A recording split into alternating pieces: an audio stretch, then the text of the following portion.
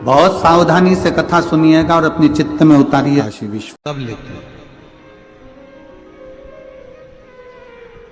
हम शिव की शरण, कब लेते हैं? थोड़ा सा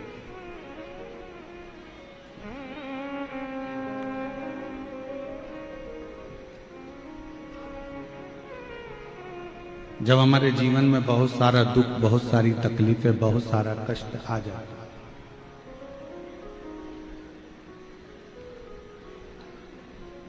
एक्सीडेंट हो गया, तब किसी ब्राह्मण देवता ने कहा कि महामृत्युंजय के पाठ कराओ, शिव की शरण में भेजा।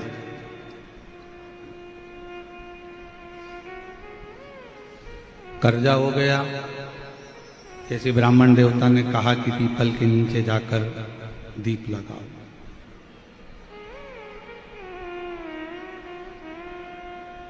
बहुत तकलीफें जब बढ़ गई, बहुत दुख जब बढ़ गया, तब फिर भेजा कि जाकर शंकर के मंदिर में दही चढ़ाओ या दूध चढ़ाओ।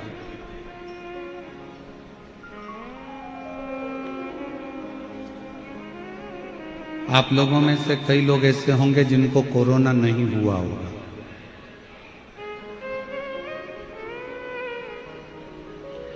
कितने लोग हैं जिनको कोरोना नहीं हुआ?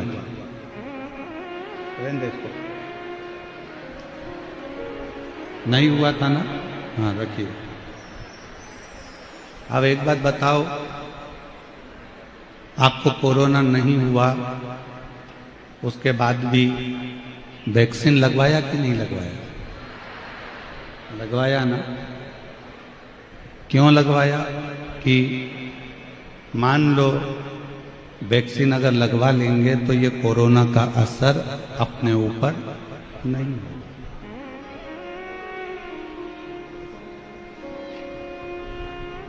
कोरोना का असर अपने ऊपर नहीं होगा। अब तुम्हें कोरोना हुआ ही नहीं था, तुमने फिर भी वैक्सीन लगवाई।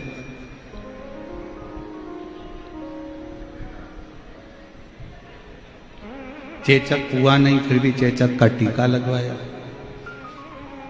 पैरालिसिस नहीं हुआ, फिर भी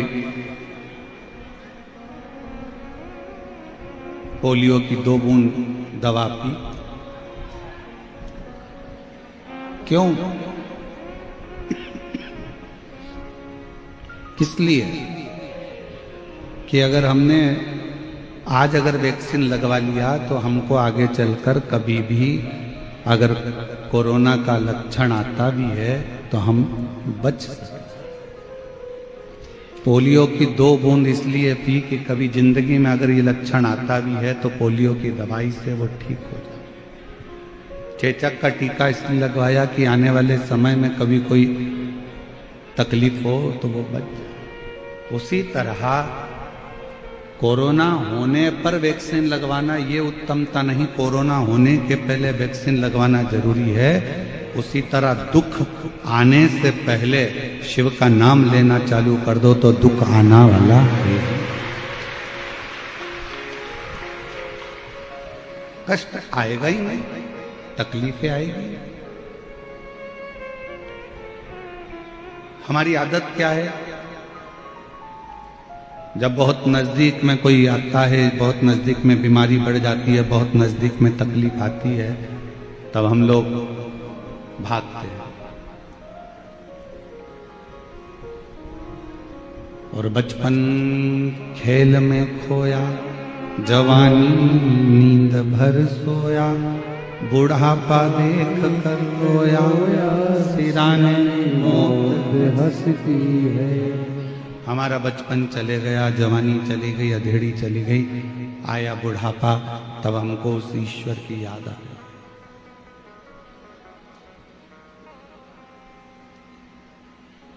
जीवन खत्म हुआ तो जीने का ढंग आया, जब शम्मा बुझ गई तब महफिल में रंग आया।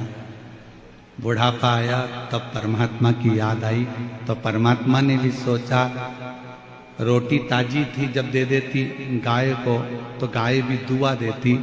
रोटी जब पूरी कड़ली हो गई, पानी में गल गई, तब तूने गाय को दी, तो गाय ने भी सोचा गली सड़ी रोटी मुझको दी। बचपन अच्छा था, भगवान को देना था। जवानी अच्छी थी, परमात्मा को देना थी। हमने कभी भी इस व्यासपीठ ने ये नहीं कहा कि तुम तुम्हारा दुकान छोड़ो, तुम तुम्हारा घर छोड़ो, तुम तुम्हारा परिवार छोड़ो।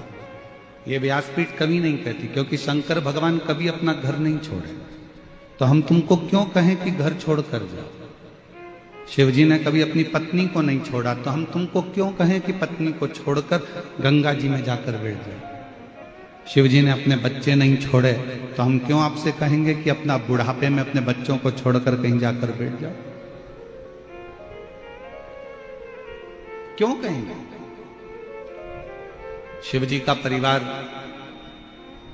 ये कहता है कि अपने नजदीक में अपनी पत्नी को भी रखो, अपने नजदीक में अपने बच्चों को भी रखो, अपने नजदीक में अपने परिवार को भी रखो, और उन सबको रखकर भी अपनी साधना में तल्लीन रहो, अपनी भक्ति में तल्लीन रहो। इसमें भेद नहीं होना चाहिए।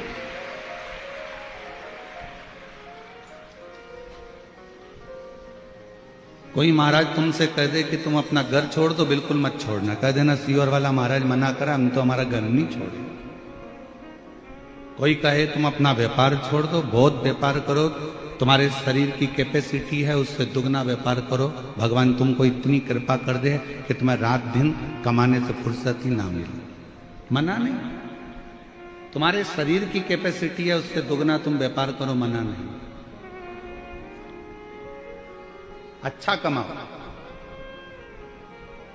पर तुम्हारी कमाई के साथ में एक बात का और याद रखना कि वो कमाई का कम से कम 100 रुपए में से 10 रुपए ऐसे कमाना कि वो 10 रुपए आप अपने खुद के ऊपर, हम दान की नहीं कहेंगे कि तुम अपना, कई लोग कहते हैं कि अपनी कमाई का इतना अंश बाहर निकाल कर दान करो, ये करो वो करो। हम तो नहीं कहते कि तुम अपनी कमाई का इतना अंश निकाल के दान करो, हम तो ये कहते तुम्हारी कमाई का इतना अंश निकाल के अपने खुद के ऊपर खर्च करो।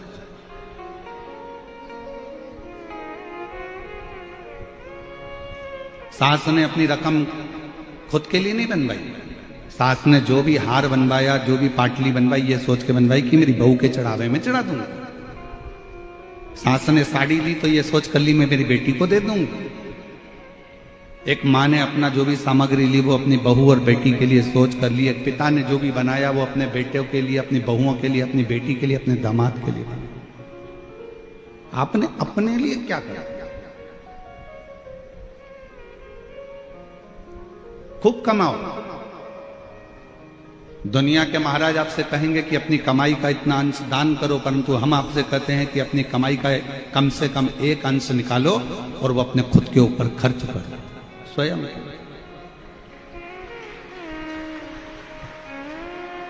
इसीलिए थोड़ा सीवर वाला महाराज लोगों को थोड़ा खटकता है। उसके खटकने का कारण ये क्योंकि वो सीख ऐसी देता है। अब लोग कहते हैं कि अपनी कमाई का एक अंश निकालकर दान करना, और हम कहते हैं कि अपनी कमाई का थोड़ा सा भाग निकालकर अपने ऊपर खर्च करना, स्वयं के ऊपर। हम कमाई में इतने डूब जाते हैं, हम काम में इतने डूब जाते हैं कि अपना ध्यान नहीं रख पाते। नौकर 12 बजे 1 बजे जाएगा, बिल्कुल घड़ी देखेगा नौकर, बिल्कुल घड़ी, मतलब 1 बज गई सेठ जी मैं तो ये चल। झाड़ू वाली, बर्तन वाली बिल्कुल समय देखकर आती है और समय देखकर जाती है।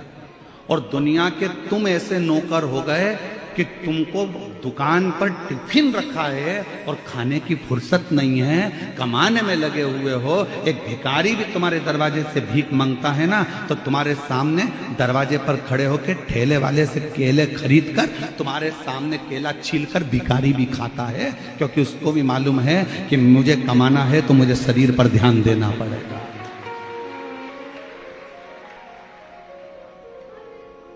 एक केवल आप और संसार के मनुष्य ऐसे होते चले जा रहे हैं कि वो अपने शरीर पर ध्यान नहीं दे रहे। कमाना है, कमाना है, कमाना। कई बुजुर्ग माताएं दिन भर लगी रहती, मेरी बेटी की शादी में मायरा भरना है, मेरी बेटी की शादी करना है, फिर मायरा भरना है, बहू आने वाली है, पोता आने वाला है, पोती आने वाली है, नाती आने वाला है, पंती आने वाला है, सबकी तैयारी कर ली। तूने अपने लिए क्या करा?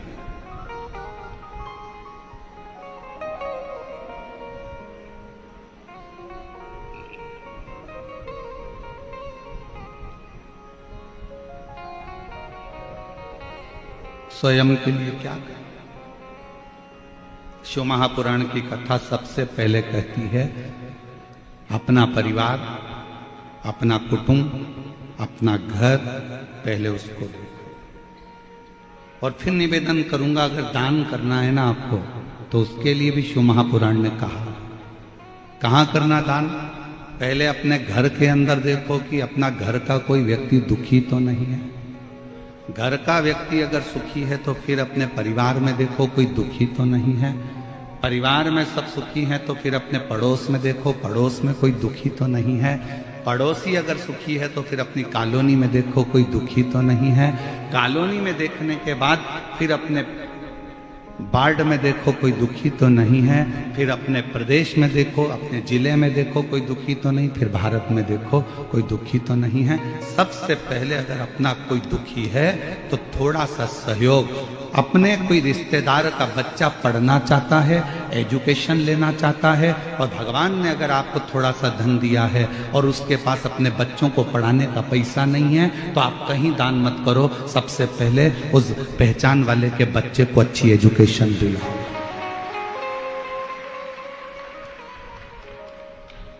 उस बच्चे को एजुकेशन दिलाइए। आप कहीं दान नहीं दे सकते। आपका कोई रिश्तेदार बहुत बीमार है, बहुत तकलीफ में है, उसके पास इंजेक्शन का, दवाई का, डॉक्टर को दिखाने का पैसा नहीं है। अपने को अगर भगवान ने दिया है तो थोड़ा सा उसकी औषधि में लगा, थोड़ा सा।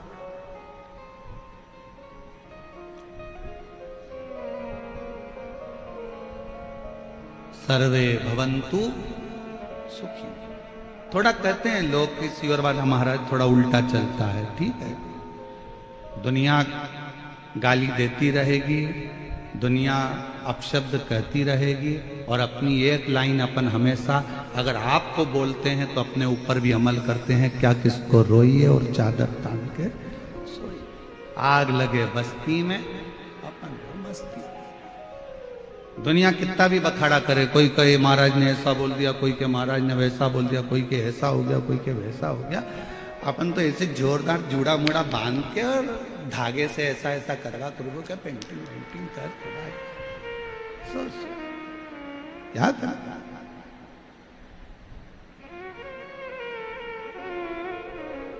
हम तो बाबा के भरोसे चलते हैं, हम तो बाबा के भरोसे चलते हैं। ये दुनिया वाले जलते हैं, ये दुनिया वाले जलते हैं। हम तो बाबा के भरोसे चलते हैं, हम तो बाबा के भरोसे चल उसके आश्रित होकर, समर्पित होकर। कुछ बनाया है ना तुमने, कुछ तैयार करा है तुमने, कुछ बनाया है तो अपनी प्रसन्नता के लिए अपने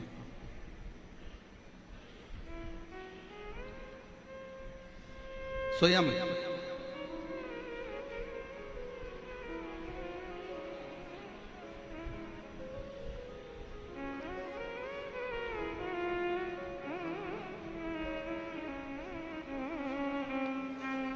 एक बार हम लोग महाराष्ट्र में कथा कर रहे थे, शहादा की बात है। शहादा में कथा चल रही थी और हम जब शहादा में कथा कर कर जजमान के यहाँ से किसी अन्य जगह पर कहीं जा रहे थे तो एक व्यक्ति ने कहा, और महाराज मजे में हो?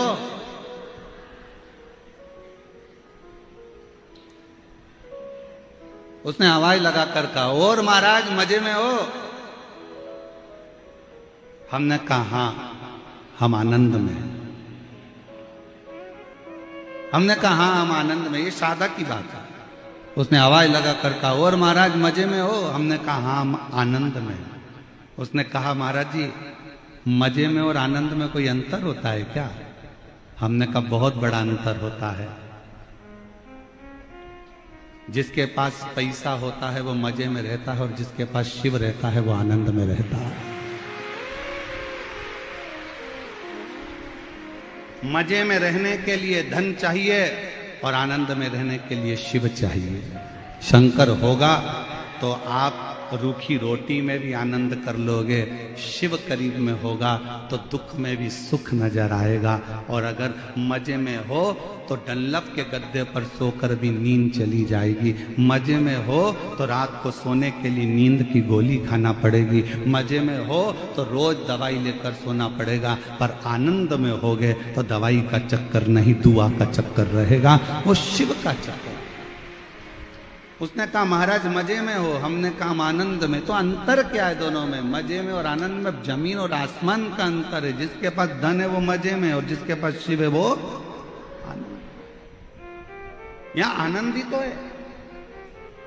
जरा बाहर जाकर एक नजारा देखिएगा, रोडों के किनारे पर, रोड पर लोग खड़े हुए हैं, धूप में लोग जमीन पर बैठे हैं। जो धूप में डामर पिघल जाता है उस धूप में लोग बैठे हैं अपना दरी बिछाकर।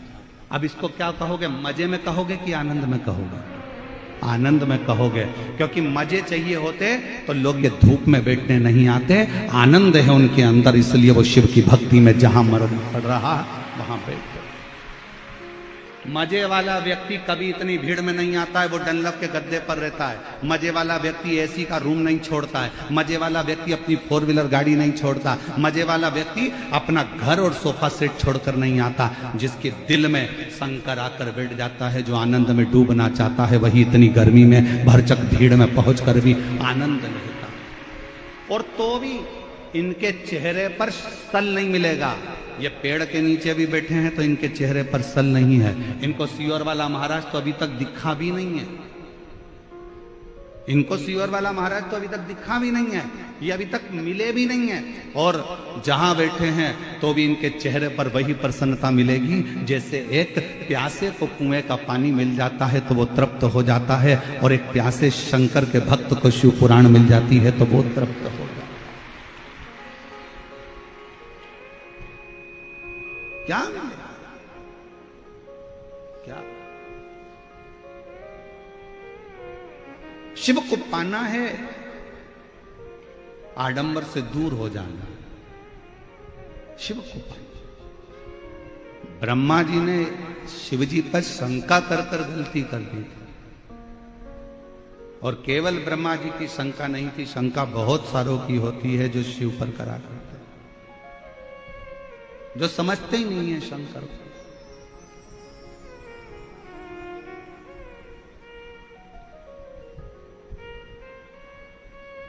जो शिव को पहचान ही नहीं पाते। क्या रखा है एक लोटा जल में? क्या रखा है एक लोटा जल में? लोटा लोटा लोटा लोटा चिल्लाते रहते हो गुरुजी, एक लोटा जल सारी समस्या का। अरे भाई, ये इतने पत्र जो भरे पड़े हैं हम तो पढ़ भी नहीं पाते हैं भाई। 4-5 पत्र फुल टोटल पढ़ने में आते हैं और बाकी के पत्र सब यहीं की यहीं धरे रह जाते हैं। क्या रखा है शिव का था?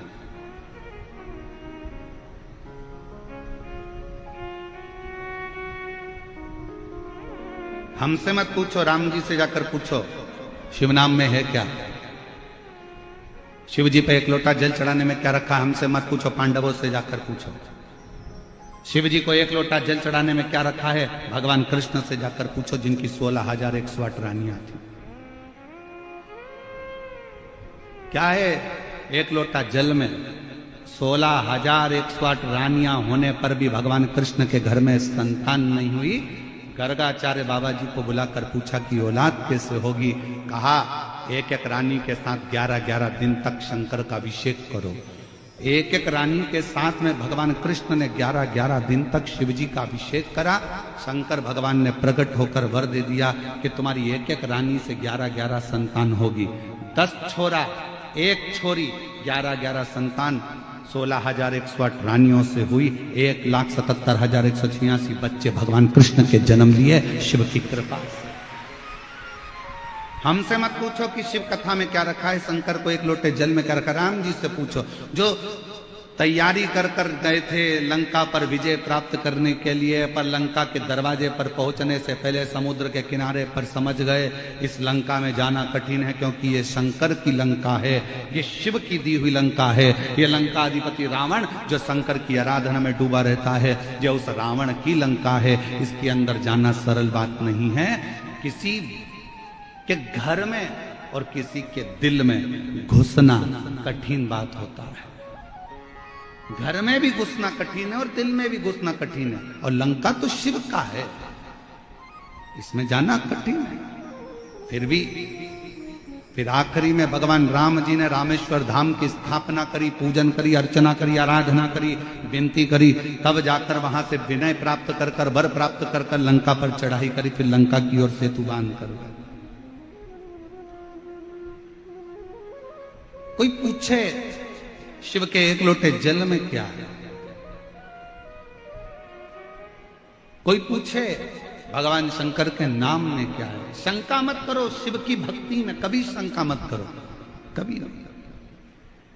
क्यों महाराज जी, हम शंकर जी पे, कई माताएं शंका करती है, हम पूजन में ऐसा काम करिया है, भूल गए, भगवान हमसे रुष्ट हो गए, भगवान हमसे नाराज हो गए, हमने पशुपति व्रत में ये गलती कर दी, भगवान हमसे नाराज हो गए, हमने ऐसा कर दिया, भगवान हमसे नाराज हो गए। शिव महापुराण की कथा कहती है, एक बात याद रखना, जिंदगी में अपने अंदर उतार कर रखना, मेरा शंकर, तुम उल्टी पूजन करो, सुल्टी पूजन करो, तुम्हारा मन पड़े तो मंत्र जपो, नी पड़े कुछ मत जपो, तुम जो जपोगे, जैसी पूजन करोगे, मेरा शंकर वैसा स्वीकार कर लेता है।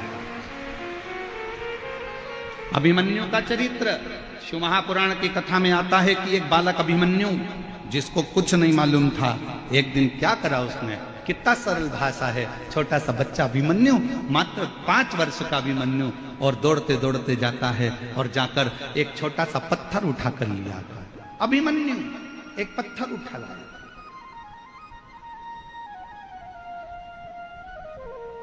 और अभिमन्यु पत्थर उठाकर लाया, उस पत्थर को उसने एक जगह पर रख लिया।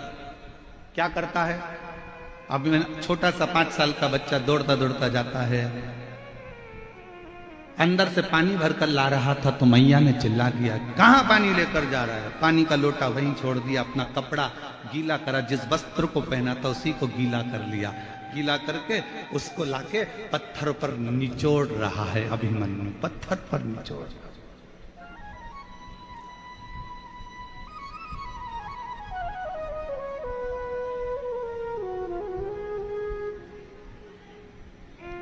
भगवान काय का भूखा है, तुम्हारे वैभव का नहीं, भगवान भाव का भूखा। बोलो मेरी जीजियों और मेरे जीजाओं, आपके घर में छोटे छोटे बच्चे हैं, जम के तो बोलो जरा। और अगर बच्चे बड़े हो गए हों तो उनके छोटेपन का स्मरण करिएगा। आपकी बेटी, आपका छोटा सा बेटा, आपकी छोटी सी बेटी, उसके पास में इतना सा प्लास्टिक का गैस का चूल्हा, इतनी सी उसके पास में भगोनी तबेल, इतना सा उसके पास में चम्मच, इतने इतने से उसके पास में प्लास्टिक के कप, इतना छोटा सा फ्रिज, इतनी छोटी सी कूलर, इतना छोटा सा कुकर। बोलो देखे कि नहीं देखे? जम के तो बोलो जरा सब देखे।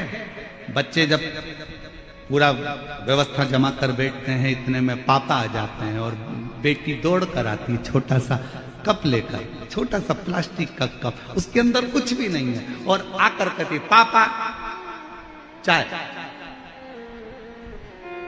पापा को मालूम है इसमें चाय नहीं है, पर पापा उससे चाय का कप लेते हैं, गोदी में बिठाते हैं, पीते हैं। कैसी लगी? पापा कहते बहुत बढ़िया, बहुत बढ़िया। और लाऊं, छोटी सी बच्ची 2 चोटी बंदी लहंगा पहनी दौड़ कर गई, फिर लेकर आ गई। पापा केतली में इतनी सी केतली, उसमें से कूड़ती है, लो। थोड़ी देर बाद मम्मी आ गई, मम्मी मैं तुम्हारे लिए रोटी लाती हूँ, और इतनी सी प्लेट प्लास्टिक की, उसमें लो मम्मी रोटी खाओ। मम्मी रोटी खाती, मम्मी को मालूम इसमें रोटी नहीं है, पर बेटी जब भाव से खिला रही होती है तो वो असली की रोटी भी उसके आगे फीकी पड़ जाती है और भाव की रोटी उसके आगे प्रबल हो जाती है। भगवान ऐसा ही है। माता पिता भाव का भोजन पाते हैं तो उनको खुशी होती है कि मेरी बेटी ने चाय पिलाई, मेरी बेटी ने मुझे खाना खिलाया, मेरी बेटी ने मुझे कुकर में से सब्जी निकाल कर खिलाई। उसी तरह अब अभिमन्यु 5 वर्ष का है, अपना कपड़ा गीला कर कर उस पाषाण पर, उस पत्थर पर जो रखा हुआ है उस पर निचोड़ रहा, निचोड़।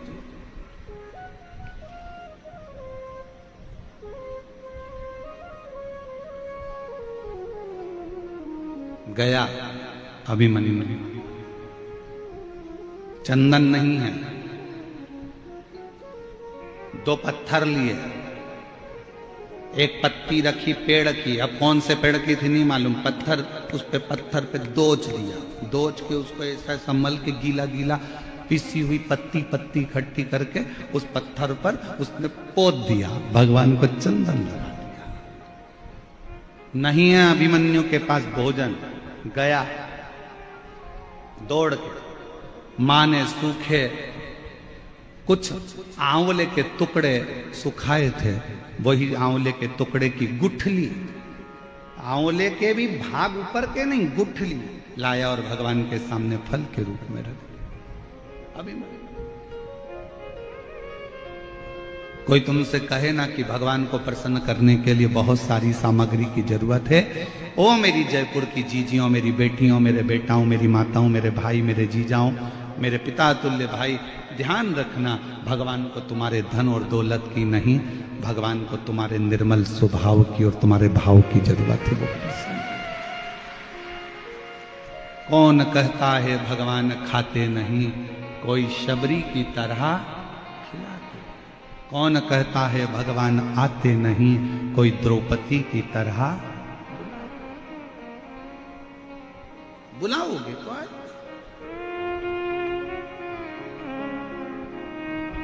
किसको नहीं दिया उसने ये बताओ। ए मेरी जीजियों, संसार का कोई मानव अगर तुम्हारे पास में आकर कह दे कि भगवान शंकर ने मुझको नहीं दिया या मुझको नहीं दिया या मुझको नहीं दिया, सब झूठ है।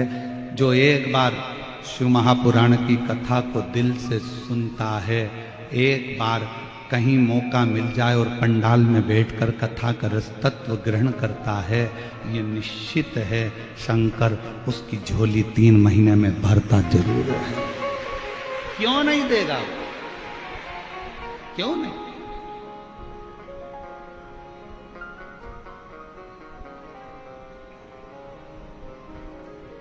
अभिमन्यु ने लाया आंवले के अंदर का जो बीजा दुनिया फेंक देती है, वो लाकर अभिमन्यु ने भोग लगा दिया। उसके पास में दिया भी नहीं है, बुझा हुआ दिया मिट्टी का लाकर बुझे हुए दिए से ही आरती कर रहा। और भगवान शंकर प्रसन्न हो जाते। चंचुला देवी ने कौन सा पुण्य करा था? एक पापी की पत्नी थी चंचुला देवी, जिसका पति बिंदुक प्रेत योनि में पड़ा हुआ था। अच्छा कर्म नहीं करा था बिंदुक ने रत्ती भर भी, पर चंचुला देवी उसकी पत्नी थी, उसकी पत्नी थी।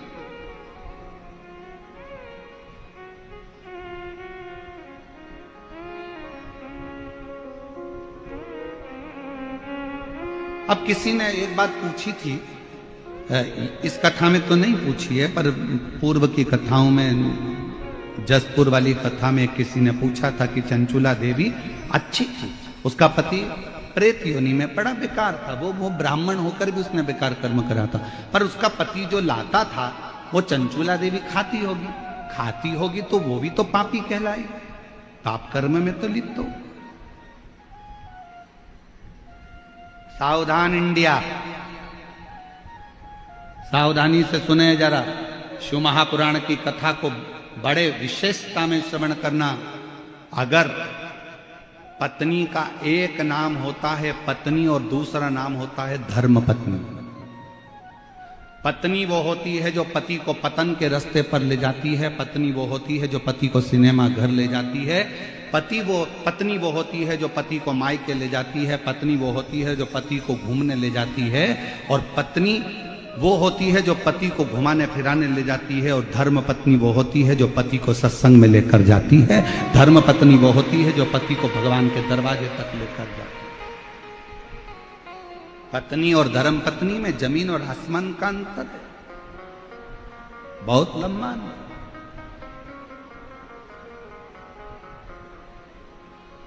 अगर तुम्हारे कहने से तुम्हारे घर के पति, तुम्हारे कहने से तुम्हारे घर के बेटे, तुम्हारे कहने से अगर तुम्हारी बहू, तुम्हारे कहने से तुम्हारी बेटी, तुम्हारे कहने से तुम्हारा दामाद, तुम्हारे कहने से तुम्हारे पोता पोती भूल से भी अगर एक बार मंदिर, सत्संग या कथा या भगवान शंकर की मंदिर तक पहुंच जाएं, तो समझ लेना कि उस घर में तुमने सारे तीर्थ कर लिए और सारा तीर्थ का आनंद प्राप्त कर, सब कुछ प्राप्त। मन चंगा तो कठोते में गंगा। अब मन ही चंगा नहीं है तो कठोते में गंगा। तो हरिद्वार चले जाओ तो तुमको महाचैन नहीं मिलेगा। मन चंगा होता, हाथ में तुमने जल लिया था, उसी में गंगा नजर आ जाती। और मन ही चंगा नहीं है तो गए थे हरिद्वार नहाने के लिए, और वहां पर भी नहाने के लिए गए और मालूम पड़े पहुंचने के बाद में वहां पर लोगों ने कपड़े छोड़ दिए, ये छोड़ दिया, वो छोड़ दिया, और तुम वहां पर भी चिड़ कर रहे, कहाँ नहाएंगे, यहाँ कहाँ नहाएंगे, यहाँ आ गए, इतनी भीड़ पड़ रही है, ऐसा पड़ रहा है, वहां भी सुख नहीं है, तो फिर काहे का गंगा नहाने के लिए गए अपना जीवन का सुख प्राप्त करने।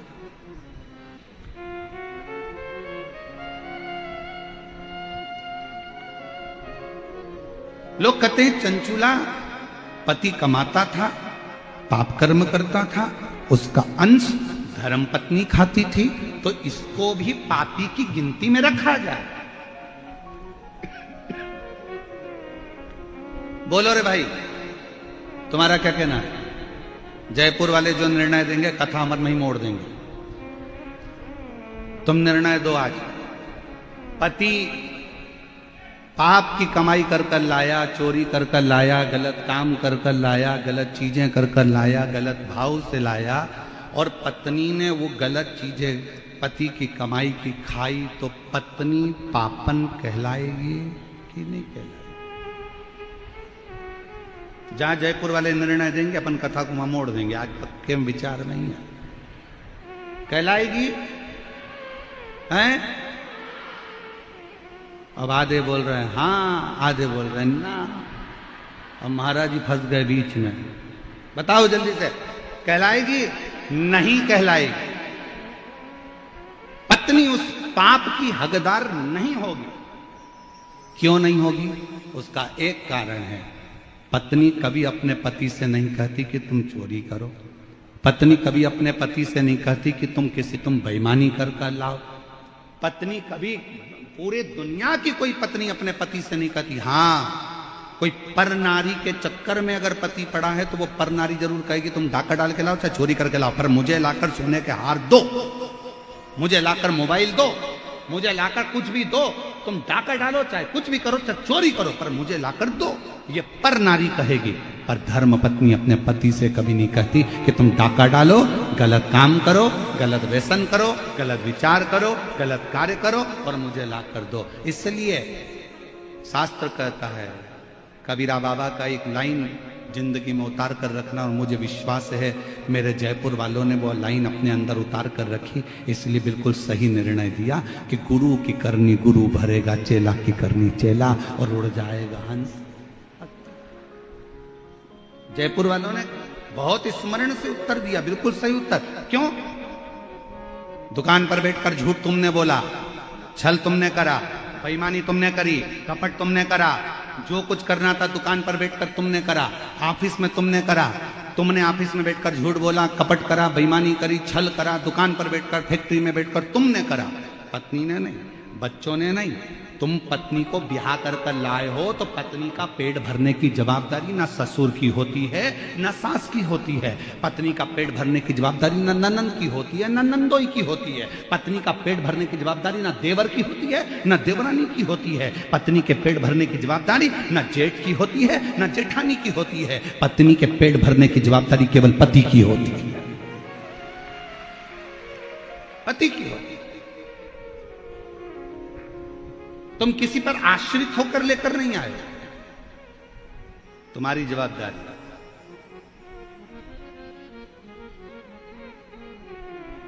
तुम्हारे बल पर में आई, किसी दूसरे के बल पर नहीं। तो पेट भरने की जवाबदारी किसकी है? पति। बच्चे हुए हैं तो उनका भरण पोषण करने की जवाबदारी किसकी है? जम के बोलो, पति की। अच्छी शिक्षा देने की जवाबदारी पति की होती है, अच्छे कॉलेज में पढ़ाने की जवाबदारी पति की होती है, अच्छे स्कूल में पढ़ाने की जवाबदारी बच्चों को पति की होती है। फिर माँ की क्या जवाबदारी होती है? तो शिव पुराण कहती है माँ की जवाबदारी होती है अपने बच्चों को संस्कार देना, गलत कार्य से दूर हटाना और अच्छी राह देना। ये माँ की जवाबदारी है।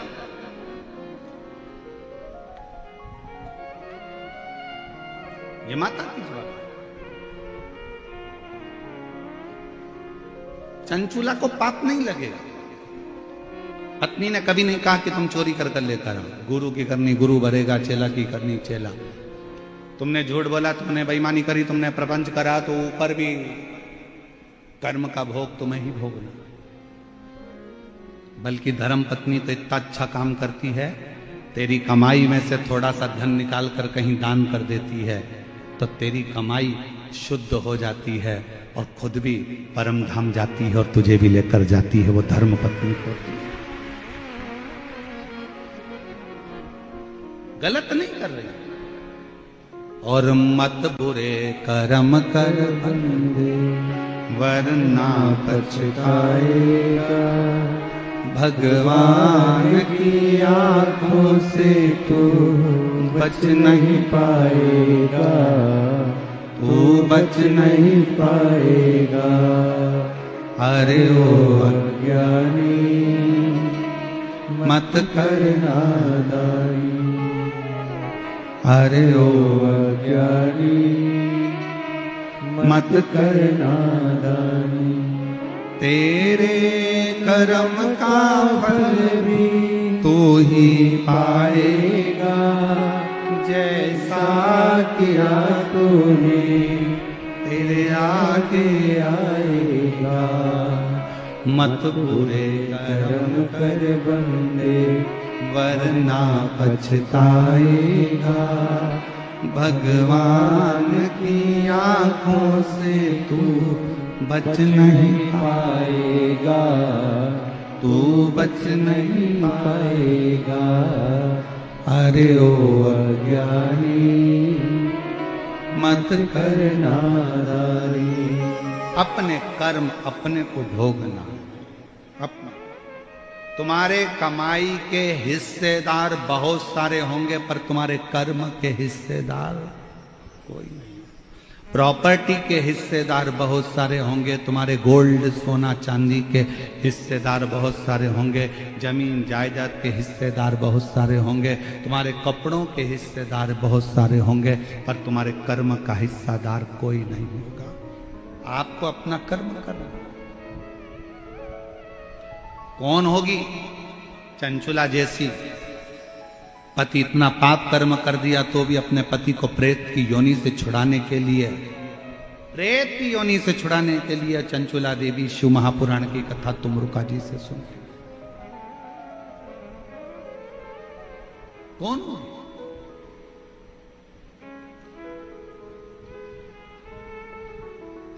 पति कहता है मेरी पत्नी मुझसे प्यार नहीं करती, मेरी पत्नी मुझसे प्रेम नहीं करती। प्रेम नहीं करती तो चतुर्थी का व्रत नहीं करती, खाना खा के निपटा देती। चतुर्थी व्रत करा, करवा चौथ का व्रत करा। बच्चों से प्रेम नहीं करती तो संतान सप्तमी का व्रत ना करती। एक नारी का पूरा जीवन खुद के लिए कुछ भी नहीं है। व्रत करे तो पति के लिए, बच्चों के लिए, सोमवार मंगल बुध गुरु शुक्र शनि जो करती है बच्चों के लिए। शरीर में बीमारी होने के बाद भी खड़ी होकर प्लेटफॉर्म पर भोजन बनाती रहती है। रसोई घर में बुखार है तो भी बच्चों का टिफिन बनाना पड़ेगा। सवेरे बच्चे भूखे चले जाएंगे, पति ऑफिस क्या लेकर जाएगा? बेचारी अपने लिए क्या जीती है? क्या जी? और उसके बाद भी उसकी जिंदगी में क्या प्राप्त होता है? केवल ताने, अपशब्द, अपशब्द।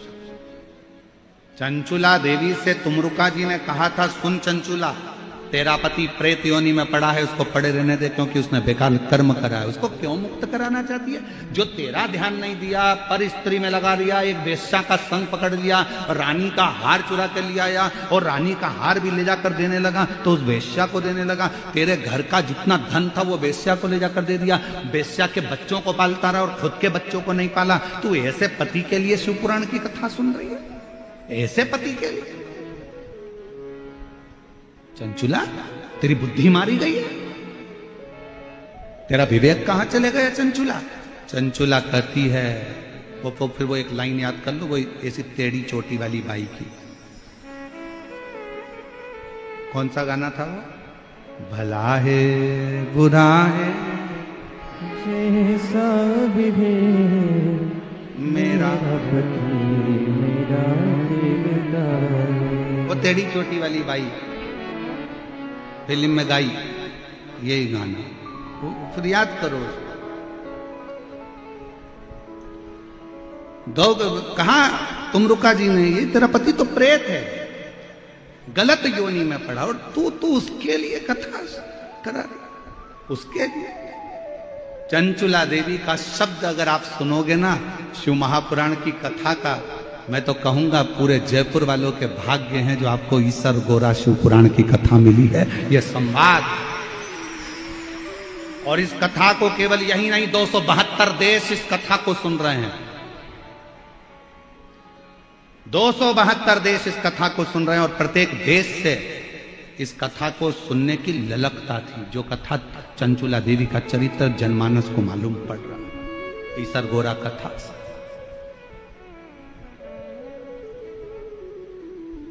चंचुला, तेरे पति के लिए जो प्रेत योनि में पड़ गया, गलत काम कर गया, गलत कृत्य कर गया, तेरे बच्चों पर ध्यान नहीं दिया, वेश्या के बच्चों पर ध्यान दिया, तुझे कभी धन ना दिया, वेश्या का घर पूर दिया, तेरे सौंदर्य के लिए कुछ ना लाया, वेश्या के सौंदर्य के लिए सब कुछ दिया, तेरा मकान तक नहीं बना पाया तो टूटे झोपड़े में रहती रही, किराए के मकान में रहती रही, और तेरी वो वेश्या का वेश्यालय बना दिया, और तू उसके लिए शिव पुराण की कथा सुन रही? उसके लिए? चंचुला कहती है,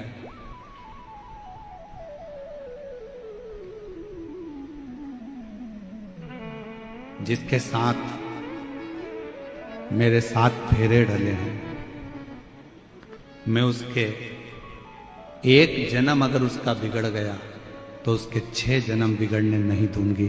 तब तो मैं नारी हूं, तब तो मैं स्त्री। 7 जन्म के लिए 7 फेरे डले हैं विवाह के। मान लो उसने एक जन्म अपना बेकार कर लिया, वेश्या के चक्कर में लग गया, पाप में लग गया, और उसके 6 जन्म तो नहीं बिगड़ने दूंगी। 6 जन्म तो नहीं बिगड़ने दूंगी। ए गुरुजी, मेरा पति बहुत दारू पीता, मैं तो इससे तलाक ले लूंगी, मुझे नहीं रहना इसके साथ। क्यों नहीं रहना? क्यों नहीं रहना?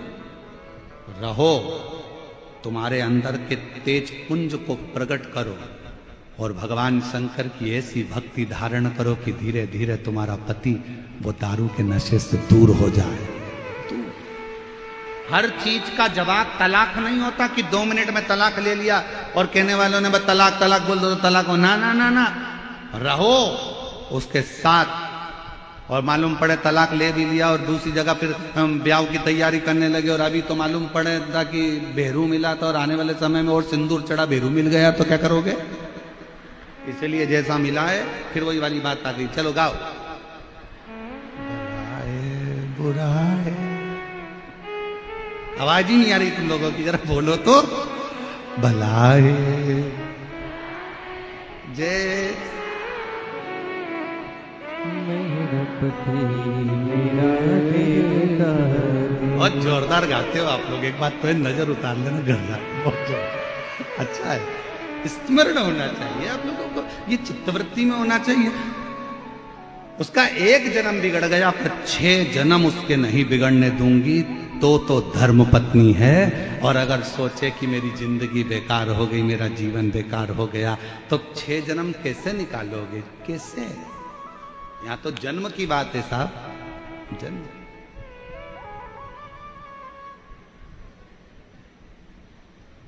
और फिर याद रखो, हर जन्म में पत्नी मिलेगी, हर जन्म में पति मिलेगा, हर जन्म में बच्चे भी मिलेंगे, हर जन्म में तुमको भोजन भी मिलेगा।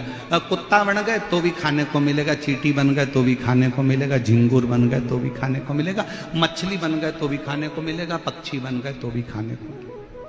प्रत्येक जन्म में तुम्हें सब कुछ मिलेगा, पर प्रत्येक जन्म में शिव महापुराण की कथा नहीं मिलेगी। ये केवल एक मनुष्य जन्म में प्राप्त होती है, जिसमें हम अध्ययन कर सकते हैं, हम स्मरण कर सकते हैं, हम उतार सकते हैं। चंचुला के प्रश्न भारी थे, भारी।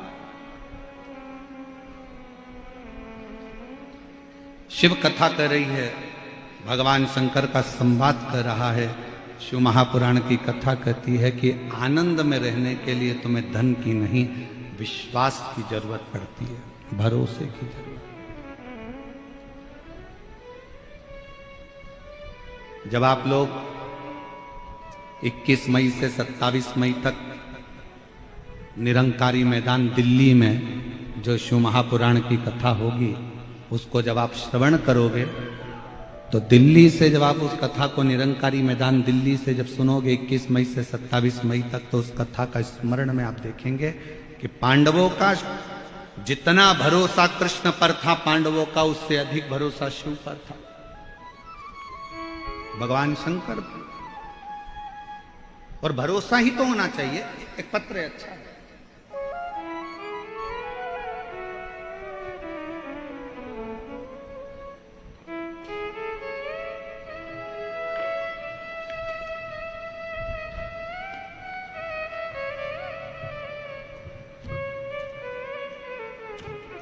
इसमें भी ईश्वर गोरा जी लगा के भेजे हैं, पत्र में भी है।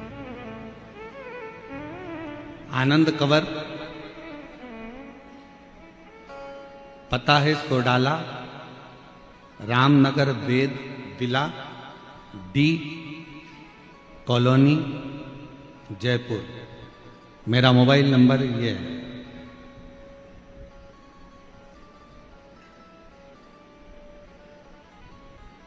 मेरा निवेदन गुरुजी,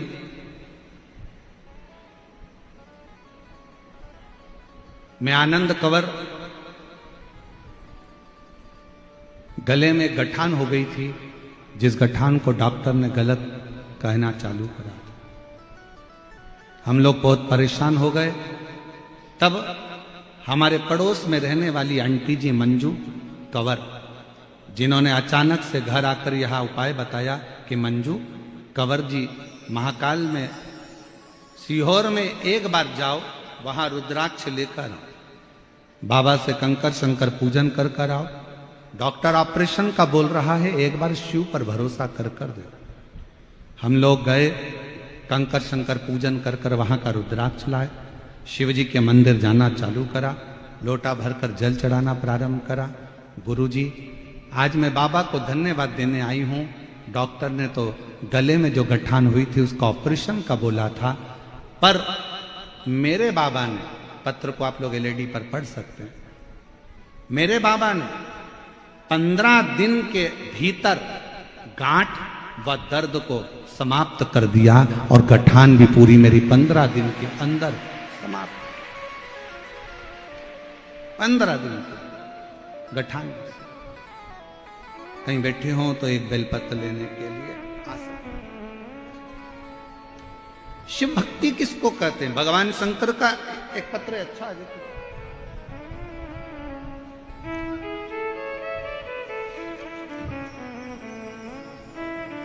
मेरा नाम राजेश धाकड़ है, मेरे पति का नाम रूप सिंह है, मेरे बेटे का नाम सचिन कुमार धाकड़। मैं जयपुर आगरा रोड की निवासी हूं। मेरा मोबाइल नंबर ये है। कहीं बैठे हो तो आ सकते हैं। मैं सबसे पहले जजमान परिवार श्री अग्रवाल जी को धन्यवाद देती हूँ, सुधीर जी को, जिन्होंने जजमान पद ग्रहण किया, और पूरी समिति को धन्यवाद देती हूँ जिन्होंने हमको ये 7 दिन की शिव पुराण की कथा श्रवण करने का सौभाग्य दिया।